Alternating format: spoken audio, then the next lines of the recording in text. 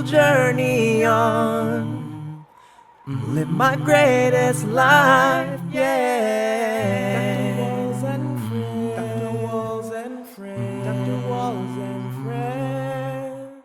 All right, welcome back to Dr. Walls and Friends. We have been having a fabulous commercial break. We invite you next time to join us because what goes on between the tapings is just as powerful and sometimes maybe even more powerful than what goes on the tapings.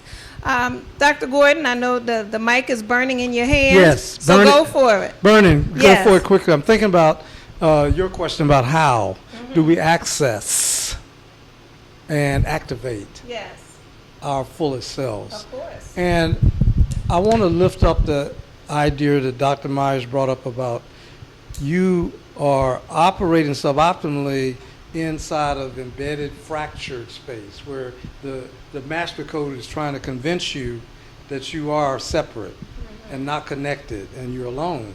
So if I take your thought of really to be, allowing optimal thinking to really guide your life, you would say we're inherently, inalienably worthy, inherently connected, inherently free. So whatever it is that's now trying to distract me to think that I'm alone, fractured, and incapable has to be unreal. If I hear you, and this is what I'm taking from what I'm hearing you, that when that distraction or challenge or vampire shows up to ask you for a pint of your blood, it is another opportunity for you to say who I am, whose I am, and I'm not going to represent something.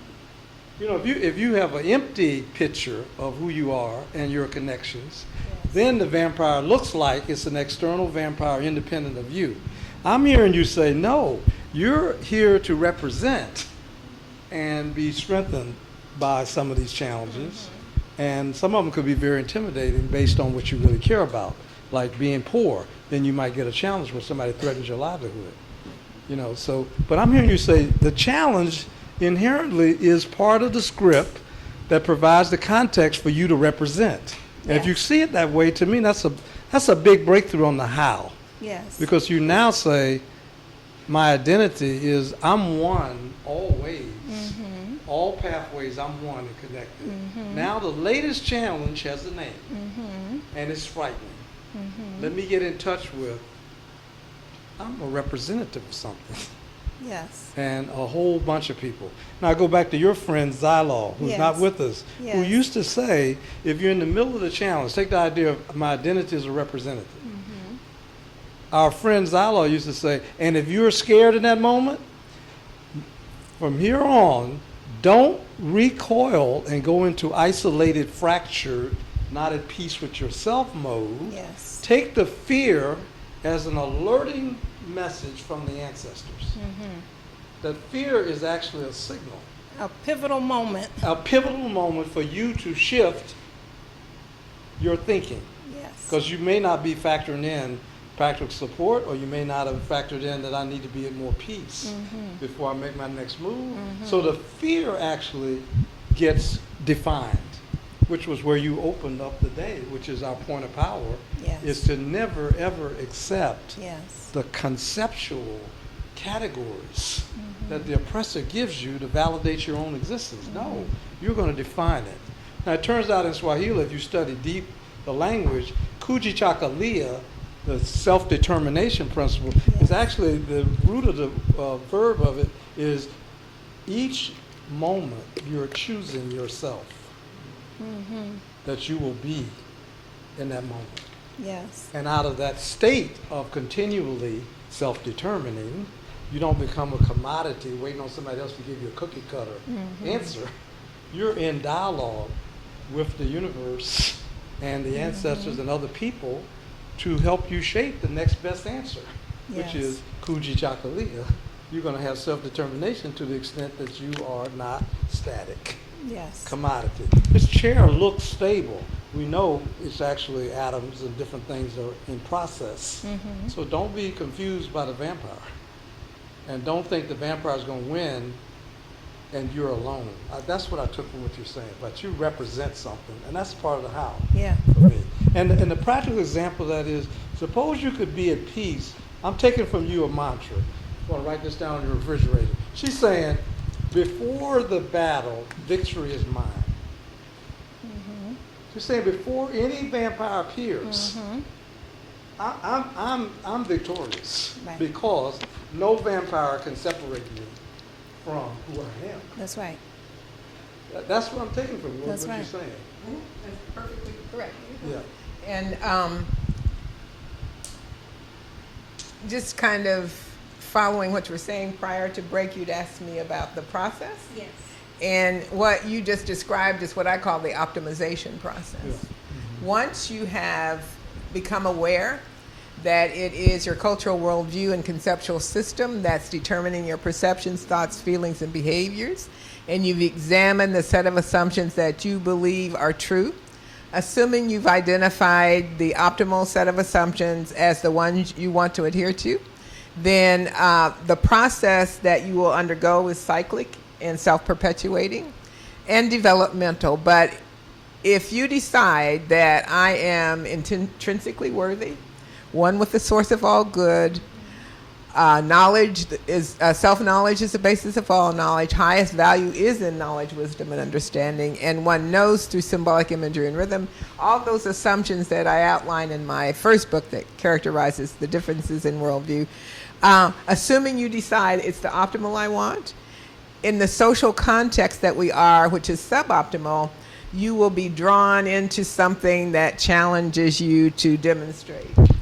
How will you know you've been drawn away and challenged? You'll know by your feelings.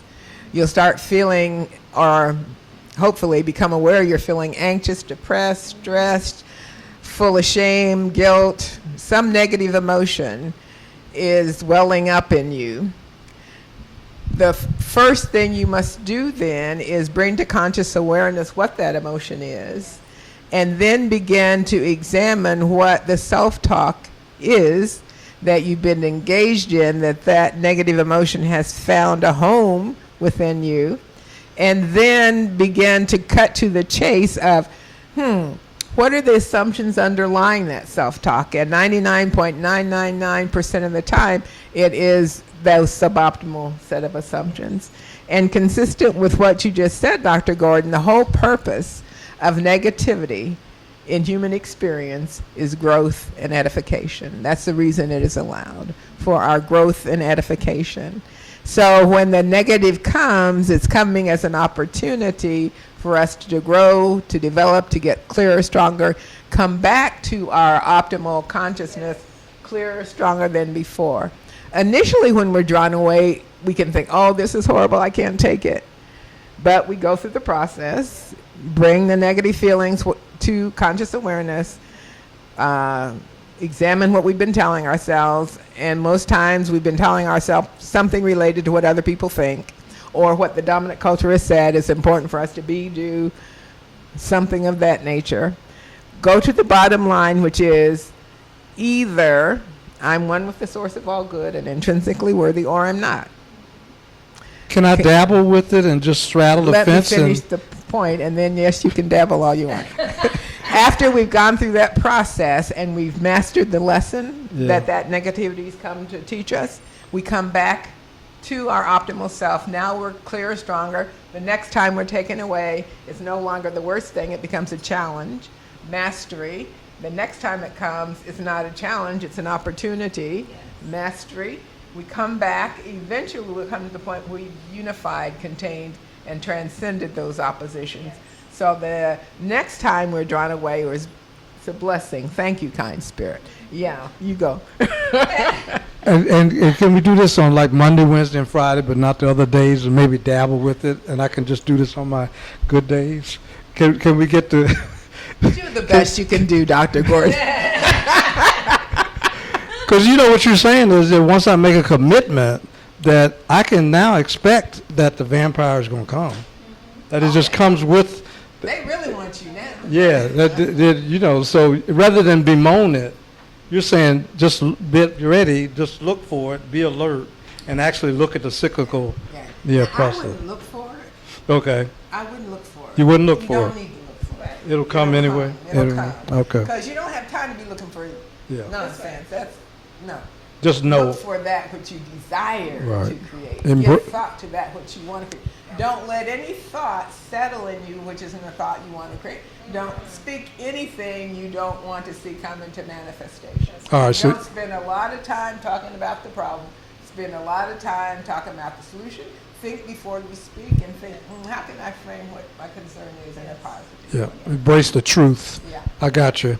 You know, And the optimal. and the optimal. Embrace the optimal. Right. And then the cyclical dialectic of you choosing to not be intimidated by the latest exam. Right. Really.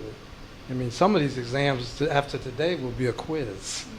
It won't even be a big exam. You're looking around and say, well, okay, I know who I am. And, it reminds me of when I was in undergrad and I was hitchhiking from Boston to Baltimore. And a white guy picked me up who was a full professor at Bob Jones University Segregationist School in South Carolina. And he picked me up and asked me to sit in the front seat, and he wanted to talk to me, and everything was going fine as long as we were talking about sports. And as soon as he asked me, are you in school? And I said, yes, I'm in school. He said, what is your grade point? I said, it's 3.8, and I plan to be a doctor, etc. He said, well, that's ridiculous. You're meant to serve white people. And he switched from a collegial, let's talk about sports, to a religious architecture that he was saying, you're cursed by the curse of Ham, you don't need to go to school, you're not going to be a leader, etc. So the whole tone switched. Now, this was like 10:30 at night in the country somewhere, and the guy was asking me to buy in to I'm inferior to white people around 11 o'clock. And I needed to get to Baltimore. And he was insistent, and he started getting foaming at the mouth about this. And I said, well, I respectfully disagree. And he started talking about the talking snake and the Bible and this and that. And I said, well, it's all symbolism. It's not really meant to be literal. He said, no. You're inferior, and I want you to understand it. And he started cursing. And somewhere around 11:30, the guy opened the door in the middle of nowhere and said, you either submit to what I'm saying or you get the hell out of my car. And I'm thinking today about what you're saying, that when you are attempting to be somebody, you're going to get tested. And I was sitting there thinking it'd be so much easier to just tell the guy, yes, sir, master, you're right, and get to Baltimore than to get out in the wilderness at 11:30 at night. But he cursed me out and called me the N-word. I got out in the middle of the night. But you mentioned peace today. There was something came over me. It's starting to rain and all that. I'm out there at nowhere, no street light, but I was actually at peace. That I had not given in to the trade-off that he was asking. About a half an hour later, a big white stretch limousine runs by. It's dark now, so I can't hitchhike. Nobody's stopping for me. Big white stretch limousine. I have my thumb out there. I'm still trying. All the cars are passing. And a white stretch limousine stops. And I run 50 yards to the white stretch limousine. And the door opens, and the guy said, get in. You must be looking for a ride. Now I'm saying there's no rational way to explain how the Spirit provides when you show up. And it turned out to be a singing group that was singing in Baltimore. And they said, white people give white people a bad name, get in. They had dinner, beverages, took me right to where I was going. I drove up to where I was going in a white stretch limousine. Okay? That's what you stay true and honest yourself. Because all of the external circumstances looked like it was time to cave. But there was something in me was saying, I'd basically be signing a lie. I'm not going to just cooperate with the lie. Huh? For comfort. For comfort, basically, and You would security. sign the lie And for comfort. security, because I don't even know where I am now. There's no street signs. Right. And, back then, you wondering, is anybody going to pick you up at midnight? And perceived security, because you don't know where he was really going to take you. Perceived security. That's a good way to put it. And I'm then not even thinking that I'm a representative of people and principles. But there was enough in my upbringing that had prepared me to be a representative, even though I didn't have that language. And I would say, actually, Yeah. there was enough in your DNA as well, because that genetic code was tapped and unlocked in that moment. And so I know a lot of times when people hear ancestors, there's different ways in which we can conceptualize our ancestors. The reality is our ancestors run through our DNA. They are in our blood. They are inside of us. They are giving us the information that they had. Right. So we're consistently, constantly evolving. If we want to look at it from a pure scientific type of way, then there's also obviously the spiritual way as well, that they're forever present. I know people have looked at me and questioned how in the world I can be so at peace with my father's transition. I understand that my father was here on assignment. My father is currently on assignment somewhere else. He's just not physically present in this space. So one of the things I do want to clarify, don't let them run that on you. There's science and then there's the spiritual. Yes. Oh, no, no, no, no, no. They're, in our cultural worldview, Yes. the same. Yes. Basically, all science is reason illuminated by careful observation and study.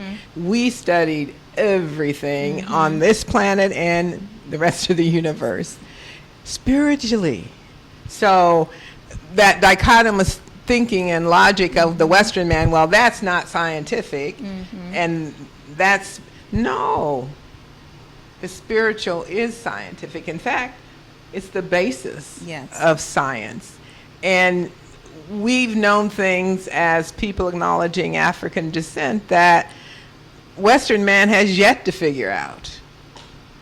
Our ancestors said we came from other planets and universes and settled here. So in graduate school, they like to talk about what is it they always look at? Is your research evidence-based? Yes, it's evidence-based. Yes. The evidence that I've seen and experienced is the basis of it. I didn't just pull it out of thin air. The other one they like to pull is, well, you know, this isn't quantifiable. Yes, it is. You can quantify anything if you really want to quantify it. I don't know if that's the most important thing. So be careful in terms of what we've been told is true. Separate and cultivate the ability to distinguish between the real and the unreal. Spirituality and science are sisters and one and the same. All right. Well, I have a concept that I want to bring up in this next segment before we close out, and I am so curious and interested to find out what you both have to say about it. We'll be back in a moment on Dr. Walls and Friends.